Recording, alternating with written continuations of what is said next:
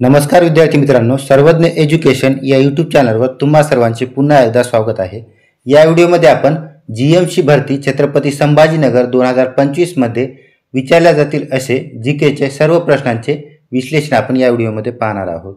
या व्हिडिओमध्ये आपण जीएमसी भरती नांदेड 2025 मध्ये झालेला क्वेश्चन पेपर पाहणार आहोत, जो की लेटेस्ट मध्ये 29/7/2025 मध्ये घेण्यात आला होता। हा 5 ते 60 म्हणजे तिसऱ्या शिफ्टचा पेपर आहे। तुम्ही जर जीएमसी भरतीची तयारी करत असाल तर चॅनलला सबस्क्राइब करा। या चॅनलवर जीएमसी भरतीचे प्रीवियस इयर क्वेश्चन पेपरचे एनालिसिसचे व्हिडिओ लेक्चर डेली अपलोड केले जातील। तर व्हिडिओला सुरुवात करूया। पहिला प्रश्न, मार्च 2025 मध्ये खालीलपैकी कोणत्या मंत्र्यांनी इंडिया बायो इकॉनॉमी रिपोर्ट 2025 आणि बायोटेक स्टार्टअपसाठी बायोसारथी मेंटरशिप इनिशिएटिव्ह प्रकाशित केले? तर हे इनिशिएटिव्ह डॉक्टर जितेंद्र सिंह यांनी प्रकाशित केले। दुसरा प्रश्न, वर्ल्ड इकॉनॉमिक फोरम 2025 च्या जागतिक लिंगभेद अहवालामध्ये भारताचा क्रमांक कितवा आहे? तर या अहवालामध्ये भारताचा 131वा क्रमांक लागतो।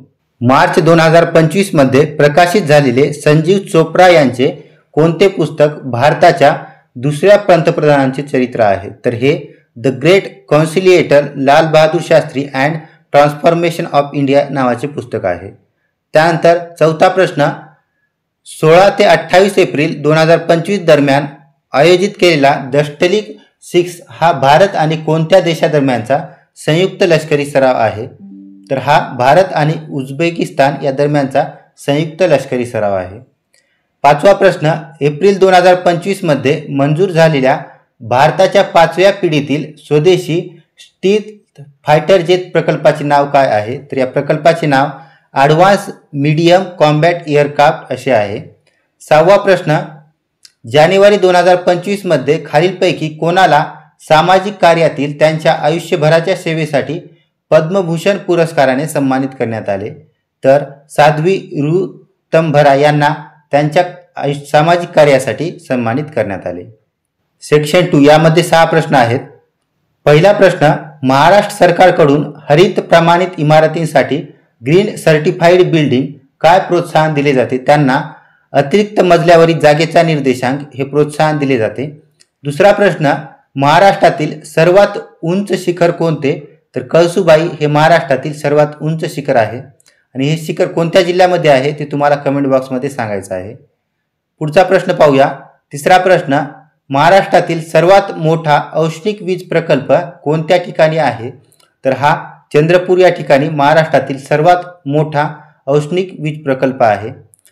चौथा प्रश्न, महाराष्ट्र प्रदूषण नियंत्रण मंडळाची स्थापना कोणत्या वर्षी झाली? तर या मंडळाची स्थापना 1970 मध्ये झाली।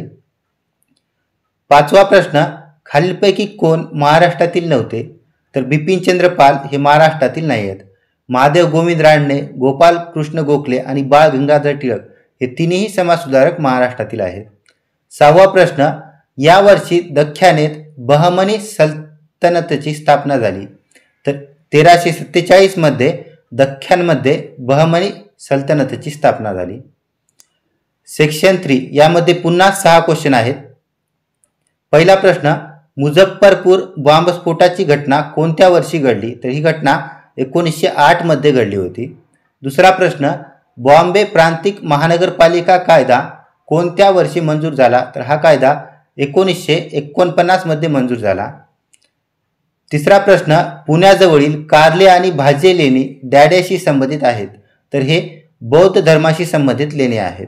चौथा प्रश्न, नाग नदीतील प्रदूषण कमी करण्याचा प्रकल्प कोणत्या वर्षी मंजूर करण्यात आला होता? तर हा प्रकल्प 2021 मध्ये मंजूर करण्यात आला होता।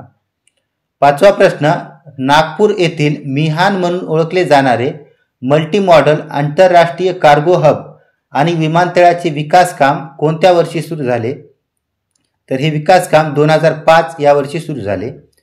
वायू हे जास्त संपीड्य असतात कारण त्यांचे कण हे खूप लांब असतात। त्यानंतर सेक्शन 4 मध्ये पण 6 प्रश्न आहेत। राज्यभाषेशी संबंधित तरतुदी कोणत्या अनुसूचीमध्ये समाविष्ट आहेत? तर 8व्या अनुसूचीमध्ये राज्यभाषेशी संबंधित तरतुदी समाविष्ट आहेत आणि या अनुसूचीमध्ये एकूण 22 भाषांचा समावेश करण्यात आला आहे। दुसरा प्रश्न, भारताच्या मुख्य निवडणूक आयुक्ताची निवड कोण करते? तर भारताचे राष्ट्रपती हे भारताच्या मुख्य निवडणूक आयुक्ताची नियुक्ती करतात। तिसरा प्रश्न, ऑलिम्पिकमध्ये वैयक्तिक सुवर्ण पदक जिंकणारा पहिला भारतीय कोण आहे? तर अभिनव बिंद्रा हा ऑलिम्पिकमध्ये वैयक्तिक सुवर्ण पदक जिंकणारा पहिला भारतीय आहे। चौथा प्रश्न, मानवी शरीरात अन्न आणि हवेसाठी कोणती रचना एक सामायिक मार्ग आहे? तर ग्रसनी अन्न आणि हवेसाठी सामायिक मार्ग आहे। कंठ ज्या मार्फत आवाज येतो, त्यानंतर अन्ननलिकेमार्फत अन्न हे जठरापर्यंत पोहोचवले जाते, श्वसननलिकेमार्फत आपला जो वायू आहे प्राणवायू तो फुफ्फुसापर्यंत पोहोचवला जातो। पाचवा प्रश्न, भारतीय संविधानातील अनुच्छेद 323A डॅडॅशी संबंधित आहे? तर हे प्रशासकीय न्यायाधिकरण सेवा यांच्याशी संबंधित आर्टिकल आहे। सहावा प्रश्न, भारतात मंत्रिमंडळ राज्याच्या डॅडॅशला जबाबदार असते? तर हे मंत्रिमंडळ विधानसभेला जबाबदार असते। जीएमसी भरतीच्या स्टडी मटेरियलसाठी सर्वज्ञ एज्युकेशन या टेलिग्राम चॅनलला जॉईन करा। तुम्ही जर चॅनलवर नवीन असाल तर चॅनलला सबस्क्राईब करा आणि व्हिडिओला लाईक करा।